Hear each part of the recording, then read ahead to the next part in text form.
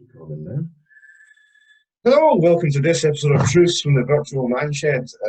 Really happy to welcome James Perryman this week. James and I have known each other for quite a long time. We had the same business coach for quite a while there, and James has always been a great outspoken supporter of short steps and men's mental health, which is such a refreshing change because oftentimes people don't speak up and really engage. So welcome to the shed. Well done for Thank you, Chris. I love my shed. I just put the lights up the other day. Yeah, no, they look really good. I see you got the same shovel as I do. Yeah, so, it's weird. How does that happen? So, James, introduce yourself and tell us a little bit about what you do. What you're about. Yeah, fantastic. Thanks, Chris. So I'm James. I run my own business. I've got a couple of businesses actually, but one of them's more relevant than the other, and that's called Momentous. And it's where I help people who were like me when I was in my corporate career, people who are kind of at a career crossroad. They know they want to do something better. They want to be more purposeful, but they don't know what that looks like, or they do, but they don't know how to move there. It's people who have realized they've just worked too hard. They've been saying yes to everyone. They've tried to please everyone, and it's not paying off. And in fact, all they're doing is kind of burning themselves out and feeling tired, and they're not getting the rewards that they thought they'd get. So I really help them kind of become more self-aware, step back and focus on what that future looks like. And you know, it's people like me, because that's where I was at. I was my ideal client once upon a time. So I get what it's like. I get how frustrating it is. But I get that through some really good coaching, there's another side to it. There is a future. And it's the same story for me. You know this, the two of us are cut from a similar cloth, and our goal and mission, I think, is kind of the same, isn't it? To help blokes that are, it's difficult to refine, but I kind of try and focus in more on nowadays, talking about if you're feeling stressed and frustrated, because I feel like as a language thing, men possibly understand that concept a bit more. And I got an HR professional the other day, and he was saying, in fact, it's tomorrow's just in the shed, Andrew Beaumont, that usually when people are signed off from work for mental health issues, it's usually just stress. It's a generic, we'll just put it down as stress. Yeah. And so actually to sort of try to focus in on that and sort of, but burnout is another great one, isn't it? And I had the same experience. I got up to 2012 in my career, and I think you were saying when we were speaking before that actually some of your initial responses were more physiological. And I really had over a strong period of time. And the truth for me there was that after a while I had to kind of listen to that and pay a bit more attention to it. And it was from talking to people like Matt, for example, actually, and other colleagues who recognised it and kind of been through it themselves.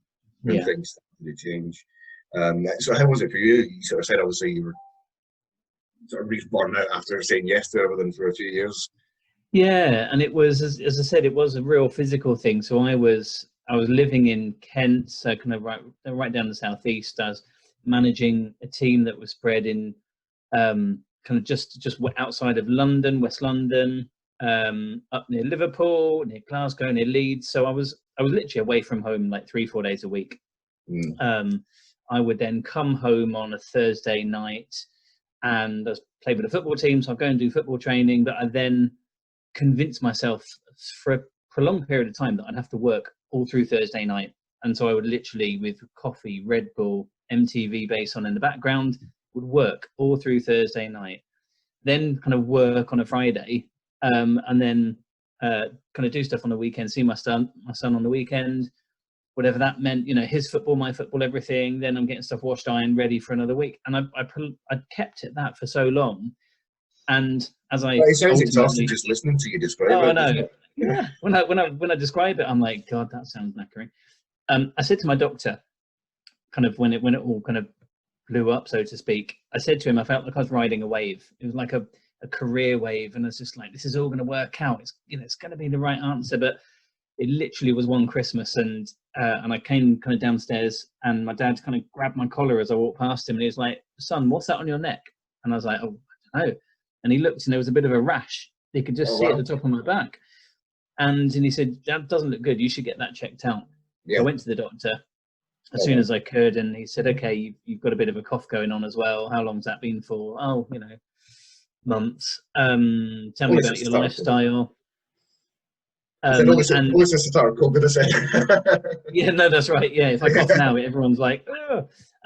But it was just, as he says, coughing. But it was just all that I ticked all the boxes, and the doctor said, right, you're stressed, but you're physically stressed. Yeah, you're run Mentally, down. you're in a good place. You're run down. Your body has just gone, I can't do this anymore. And so what that rash was psoriasis, and it's almost like as soon as you accept it and give it a name and say, oh, it is something, it then just went head to toe. So every bit of me was covered in the psoriasis. So that really knocks your confidence for one, you know, because we weren't in a world of lockdown at that point. So I had to go into the office, I had to go and see people, and do stuff. And so you have a mix of people who are looking at you like, you know, what's wrong with you? Or people that would just say, James, what's that? Like, what's going? People Which are I not actually very sensitive value sometimes. far more. People who just said, what's wrong with you? Are you okay? But so whilst I then had acupuncture, I changed my diet. As a casual smoker, I stopped that, gave up drinking till I was better. But spicy food, seafood, like loads of stuff to give up to help get rid of psoriasis. And 3 months later, it had gone. But I think the magic of it was that it changed my mindset in terms of not saying yes to everything and just thinking about what's priorities, what's the most important thing to do today. Because I'm not going to do all of it, I've got to put some boundaries in. I've got to give myself the off time, and it just transformed the rest of my career to be more in control and to learn to say no. And then as a business owner, the same thing, you know, because it's so easy to because you are marketing, you're HR, you're ops, you're everything, to stop and just go, no, do you know what? I'm the boss here. I can just say I'm not doing it. I'm not working another night, another weekend. And I think that's brilliant. And it's you know, I've talked about this before, and you know, when I'm talking to people, I'm saying to them, it's about giving yourself permission, isn't it? Once you recognise that, you can then go, actually, hang on a second, I'm just going to stop some of this nonsense. Yep. Or, and you know, I think you know my sort of model. I talk about trying to remove wastes and problem solving as a bit of a practical approach.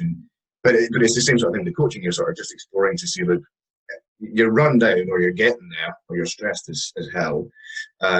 Let's have a look at what your week looks like. That looks exhausting. You know, walking through it. And I think a lot of people, parents particularly, for example, mothers, you know, everyone has their own different types of pressure to be a super mum, or to be a strong, independent male that doesn't have any weaknesses, and these kind of things that we get stuck with, don't we? And so that's just a great message, James, and a great truth, that actually once you kind of realise that, and once you've suffered that pain, you need to listen to that message and let it kind of change your mindset. And it's and I think there's a whole thing about listening to your body as well. You know, what it feels like. So I know I can remember the feelings of, it's like scratchiness, tingliness. You want to because psoriasis is quite an itchy type of thing anyway. disorder. So I know there's been times then when I've pushed myself too far. I've let myself accidentally slip into this zone of, you know, doing too much. I get that feeling. I get that tingly feeling. It's like, right, stop, brakes on. And, you know, I know it, and it's really important. You've got to do that. Or, like you said, you just remember, what did it feel like at that time? That wasn't enjoyable. Let your brain go, no, I don't want to be there again. Yeah, I want to keep trying. And I still do that, you know, thinking back to anxiety, thinking back to issues. And if I'm feeling particularly, what's the word, run down or sensitive. So I was feeling pretty low and pretty weepy for a couple of days there. And you have to remind yourself that that's okay. Yeah. Me and my partner was great about it. She was very reassuring. If you're open to receiving that support and that love, then but it starts there, doesn't it? You've just got to, you know, the whole thing about short steps. The first step is just sticking your hand up and going, I'm not okay, or opening your mouth and saying, can I just talk to you? You know, it is the first thing, and then once you've done that, it's like, well, you've opened the box now. You know, that's exactly the best thing you could do, the very best thing you can do. And I suppose that leads to a lot of fear as well of what that means to be opening that box, isn't it? Especially for guys that are proud. But I think you're absolutely spot on. Just however you say it, I'm not okay, or I could do with a talk, or I mean, I'm an expert at it now because my partner opened in the kitchen she'll be like, "You okay?" And I'll just immediately start weeping and go, "No, I'm not okay." there's an amount of emotional availability there that really wasn't in the Yeah, there past. is. But you know what? That's the right thing to do. I do that. I'll go in and just have a hug, and that's the symbol for, okay, what's up? Yeah. And it's a tactile thing. It's a manly thing. We've always done it, and yeah, no, I like it a lot. So, anything else you want to add in? Around that, no, I think that's that's kind of what I think a lot of people go through, and they've probably been someone have been going through it, I think, over the summer, in terms of panically trying to work out what to do. For others, it's probably been the complete opposite. They've been on furlough, and that's created a different type of pressure and stress. And that's where I've kind of started working with some more clients, with people who just realize that actually my life has been just one massive, hamster wheel of no joy, no motivation, and it's time to get off. But they've had the time to realize that. This is why. Sorry. Go on.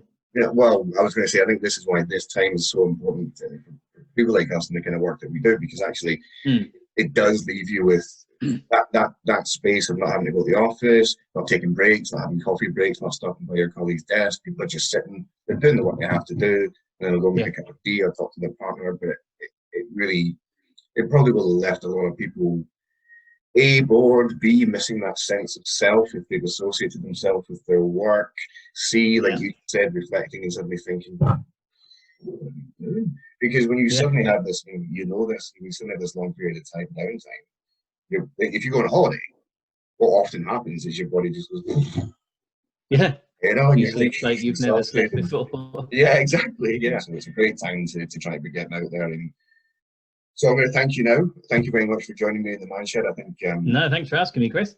I love your stuff. I think James is cracking. I think if you are a bloke who are suffering with stress and frustration, and you're sort of recognizing that, and you want to talk to a chap who's absolutely lovely, really an expert coach. I've spoken to him many times before in the past. Please do reach out to him. If you want to do a bit of practical problem solving and look at things a bit more differently, give me a shout.